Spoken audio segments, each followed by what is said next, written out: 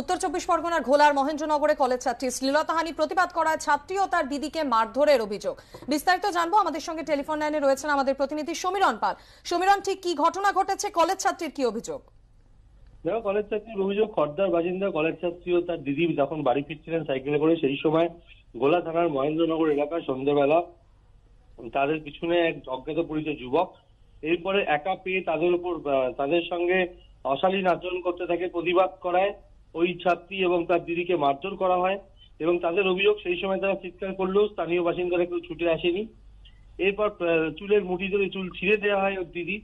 এরপরে রাতে গোলা থানায় এসে অভিযোগ দায়ের করে ওই কলেজ ছাত্রী এবং তার দিদি, এবং অভিযোগের ভিত্তিতে তদন্ত শুরু করেছে গোলা থানার পুলিশ। এখনো পর্যন্ত অভিযোগ থেকে গ্রেপ্তার করতে পারেনি গোলা থানার পুলিশ।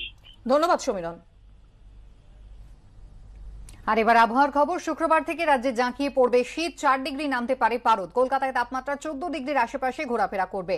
জেলায় 10 ডিগ্রির নিচে নামতে পারে তাপমাত্রার পারদ। জম্মু কাশ্মীরে পশ্চিমী ঝঞ্ঝা কেটে যাওয়ায় রাজ্যে উত্তরে হাওয়া ঢুকতে শুরু করবে, আর তার জেরেই এই পারদ পতন। তবে আগামী 2-3 দিন আবহাওয়ার পরিবর্তন হবে না। সকালে কুয়াশা থাকলেও বেলা বাড়লে পরিষ্কার আকাশ থাকবে। আজ কলকাতার সর্বনিম্ন তাপমাত্রা 17.2 ডিগ্রি সেলসিয়াস, স্বাভাবিকের থেকে 1 ডিগ্রি বেশি। গাঙ্গেয় পশ্চিমবঙ্গের কয়েকটি জেলায় আজ সকাল থেকেই ঘন কুয়াশা।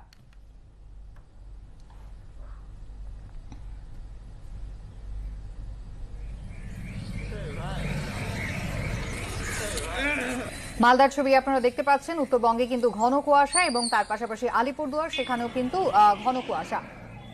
আজ দক্ষিণবঙ্গে কুয়াশার পরিমাণ তুলনায় কম হলেও উত্তরবঙ্গ কিন্তু প্রায় কুয়াশার চাদরে ঢেকেই রয়েছে। সময় বদলাচ্ছে আপনাদের প্রিয় এবিপি আনন্দ। খুব তাড়াতাড়ি আমরা আসছি নতুন চেহারায়, নতুন সাজে। নজর থাকুক এবিপি আনন্দে। এবিপি আনন্দর লুক চেঞ্জ হচ্ছে, লোগো চেঞ্জ হচ্ছে, নতুন ভাবে দেখবো আমরা এবিপি আনন্দ। আমার তরফ থেকে রইল অনেক অনেক শুভেচ্ছা। তাহলে এগিয়ে থাকুন, দেখতে থাকুন এবিপি আনন্দ।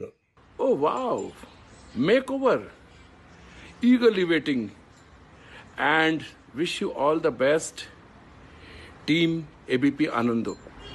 জানতে সরাসরি চলে যাব উডল্যান্ডস হাসপাতাল চত্বরে। আমাদের প্রতিনিধি জিলাম করঞ্জাই রয়েছেন আমাদের সঙ্গে। জিলাম, কেমন আছেন বুদ্ধদেব ভট্টাচার্য, এবং বাড়ি ফেরার পর কি ধরনের সতর্কতা তাকে অবলম্বন করতে হবে, চিকিৎসকরা কি বলছেন?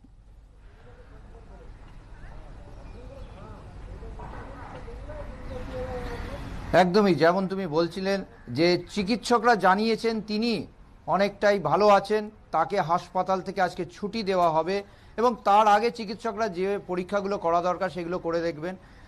আজকে তারা যেটা নেবেন সেটা হচ্ছে ওনার রাইলস টিউবটা খুলে ফেলা হবে। তার যে বিভিন্ন চ্যানেল লাগানো ছিল ইন্ট্রাভেনাস ওষুধ দেওয়ার জন্য, সেগুলো ইতিমধ্যে ধাপে ধাপে খুলে ফেলা হয়েছে। রাতে তিনি ঠিকঠাক ঘুমিয়েছেন, ভালো ঘুমিয়েছেন। গতকাল তিনি সলিড ফুড খেয়েছিলেন।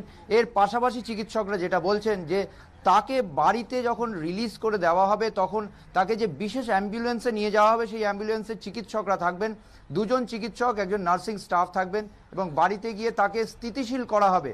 তাকে এখনও ইন্টারমিটেন্ট বাইপ্যাপ সাপোর্টে রাখা হচ্ছে, তার কারণ তিনি যে অক্সিজেন সাপোর্ট দরকার হচ্ছে সেটা গত 1 বছর ধরে তার দরকার হচ্ছে এবং সেই বাইপ্যাপ সাপোর্ট এখনও তাকে দিতে হবে। রাতে পুরোপুরি বাইপ্যাপ সাপোর্ট দিতে হচ্ছে এবং দিনের বেলা ইন্টারমিটেন্ট অর্থাৎ মাঝে মাঝে যেই বাইপ্যাপ সাপোর্ট দিতে হচ্ছে তাকে। তাই হাসপাতাল থেকে যখন রিলিজ করা হবে অ্যাম্বুলেন্সে করে চিকিৎসকরা গিয়ে বাড়িতে তার যে ডমিসিলিয়ারি আইসিইউ সেটআপ আছে সেখানে তাকে স্থিতিশীল করে স্টেবল করে তবেই তারা হাসপাতালে আসবেন। এবং চিকিৎসকরা বলছেন যে ইতিমধ্যে তার যে বিভিন্ন শরীরে চ্যানেল লাগানো ছিল ইন্ট্রাভেনাস ওষুধ দেওয়ার জন্য সেই প্রক্রিয়া শেষ হওয়ার পথে এবং রাইলস টিউবও সরিয়ে ফেলার প্রক্রিয়া কিছুক্ষণের মধ্যেই শুরু হবে।